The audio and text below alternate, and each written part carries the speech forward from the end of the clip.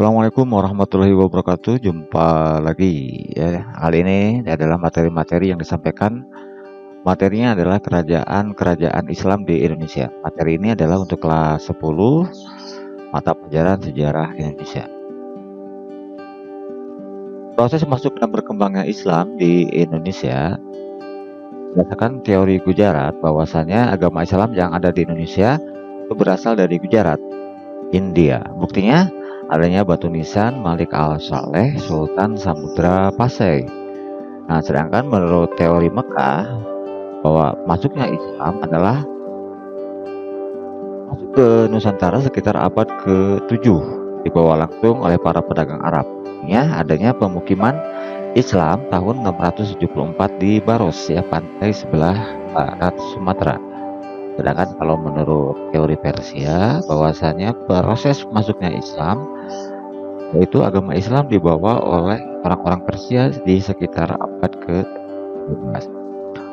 Bukti pendukung teori ini adalah adanya upacara di Bengkulu dan Sumatera Barat, ya, yang disebut juga dengan tabui. Nah, berikutnya adalah jalur-jalur penyebaran Islam di Indonesia. Bisa melalui jalur perdagangan, mana para pedagang yang menjalin kontak dengan para adipati wilayah pesisir dan perlahan masuk ke lingkaran di pusat-pusat tanah. Kemudian juga melalui perkawinan, ya, di mana para pedagang menikah dengan perempuan-perempuan pribumi atau putra-putri para bangsawan, atau bahkan juga dengan anggota keluarga kerajaan. Kemudian jalur penyebaran Islam selanjutnya adalah melalui jalur pendidikan. Nah, para ulama dan mubalik menyebarkan Islam melalui pendidikan dengan mendirikan pondok-pondok pesantren di berbagai daerah. Selanjutnya adalah tasawuf. Nah, seperti kita ketahui, tasawuf merupakan ajaran yang mudah berkembang, terutama di Kepulauan Jawa. Karena ajaran Islam melalui tasawuf disesuaikan dengan pola pikir masyarakat yang masih berorientasi kepada agama Hindu pada kala itu. Nah, kemudian penyebaran Islam juga dilakukan melalui dakwah. Penyebaran Islam tidak dapat dilepaskan dari peranan para wali.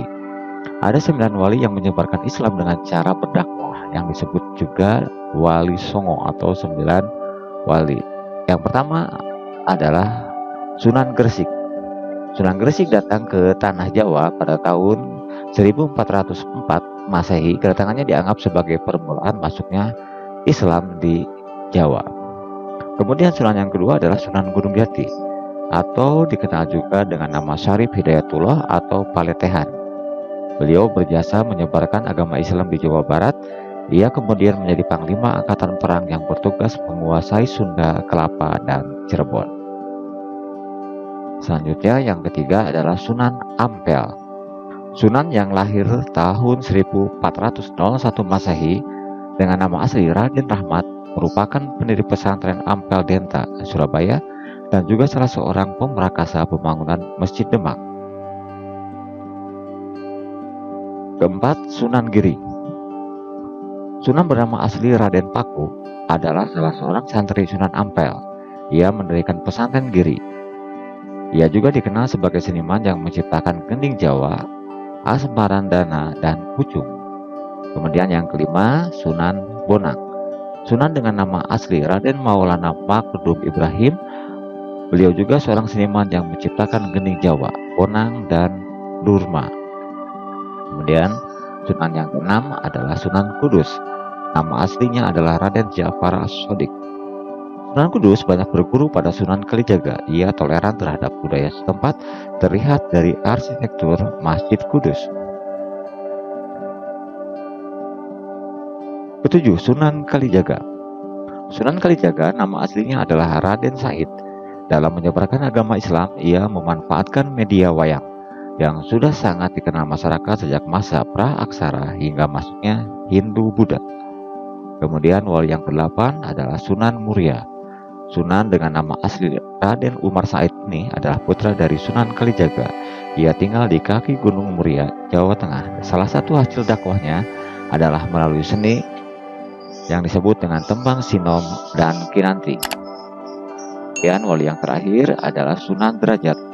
Sunan dengan nama Maunat Sarifuddin menyebarkan agama Islam di daerah Jawa Timur. Ia dikenal berjiwa sosial karena sangat peduli terhadap kaum miskin dan duafa.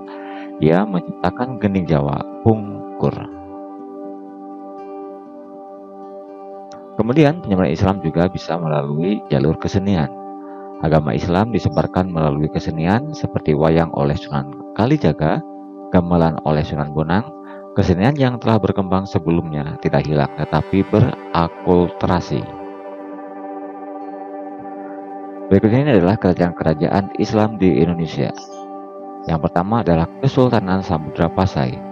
Samudra Pasai atau Samudra Darussalam adalah kerajaan pertama di Nusantara yang menganut agama Islam. Letaknya di pantai Sumatera Utara, Aceh, dekat Perlak, Malaysia. Kesultanan ini didirikan oleh Merah Silo yang bergelar Sultan Malik Al-Saleh sekitar tahun 1267. Kesultanan ini mencapai masa keemasan pada masa Mahmud Malik Al-Jahir memerintah pada 1326 sampai 1345. Aktivitas perdagangan di Pasai berkembang dengan pesat. Pasai menjelma menjadi pusat perdagangan internasional. Kesultanan ini runtuh setelah ditaklukkan bangsa Portugis pada tahun 1521 dan pada tahun 1524 wilayah Pasai menjadi bagian dari Kesultanan Aceh.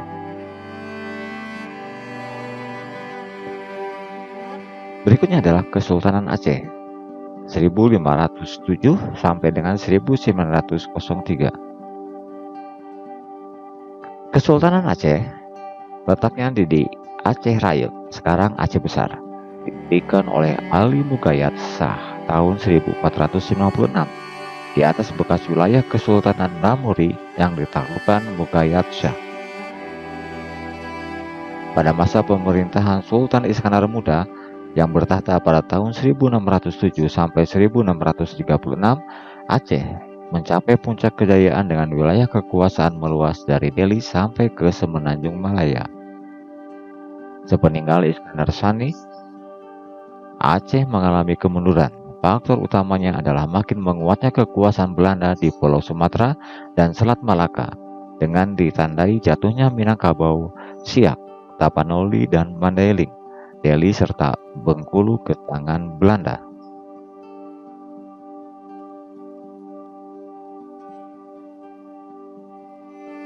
Berikutnya adalah Kesultanan Demak 1500 sampai dengan 1568. Kesultanan Demak didirikan oleh Raden Patah di Bintara, pesisir utara Jawa Tengah. Beberapa raja Demak diantaranya adalah Raden Patah, Pati Unus, Sultan Trenggono, Jaka Tingkir atau Sultan Hadiwijaya. Kemudian pada masa Sultan Trenggana yang memerintah pada tahun 1521 sampai 1546, Demak berkembang dengan pesat. Wilayah kekuasaannya meluas sampai ke Jawa Barat dan Jawa Timur. Jaka Tingkir atau Hadiwijaya menjadi Sultan Demak pada tahun 1568, memindahkan ibu kota dari Demak ke Pajang. Sepeninggal Jaka Tingkir terjadi perebutan kekuasaan yang menyebabkan berakhirnya Kesultanan Demak. Masyarakat Demak menjalankan kehidupannya dengan berpedoman pada ajaran-ajaran agama Islam. Kaum ulama, termasuk Wali Songo, menempati posisi terhormat dan sebagai penasehat raja. Kerajaan Demak termasuk kerajaan agraris dengan hasil utamanya beras, sekaligus kerajaan maritim karena aktif dalam kegiatan pelayaran perdagangan antar daerah. Berikutnya adalah Kesultanan Mataram, berdiri pada tahun 1586 sampai tahun 1755. Kesultanan Mataram terletak di Kota Gede, sebelah timur Yogyakarta.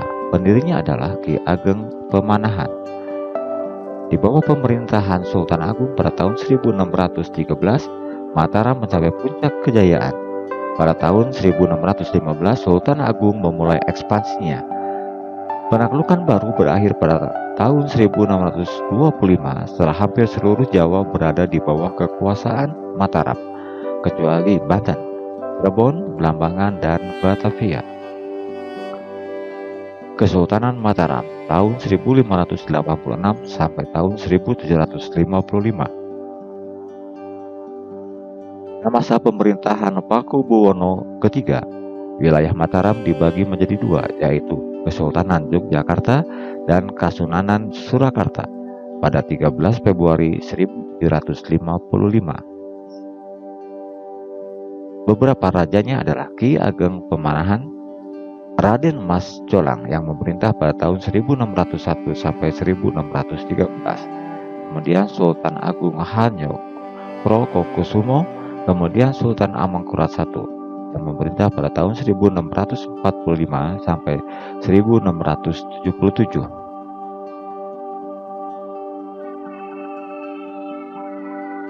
Struktur masyarakatnya terdiri atas kelompok keluarga raja atau kaum bangsawan, golongan elit, golongan non-elit, dan golongan hamba sahaya. Sedangkan struktur wilayah kerajaan Mataram terdiri dari Nagari Yogyakarta, Negara Agung, dan mancanegara. Komoditas perdagangan utama kerajaan Mataram adalah beras, gula, kapas, kelapa, dan palawija. Pada 13 Februari 1755 diadakan perjanjian Giyanti, Karanganyar, Jawa Tengah. Berakhirlah era Mataram sebagai satu kesatuan politik dan wilayah. Pada 1757 ditandatangani perjanjian Salatiga. Kesultanan Mataram dipecah lagi menjadi tiga, yaitu Kesultanan Yogyakarta, Kasunanan Surakarta, dan Mangkunegaran. Pada 1813, Kesultanan Yogyakarta dipecah lagi menjadi dua, yaitu Kesultanan Yogyakarta dan Pakualaman.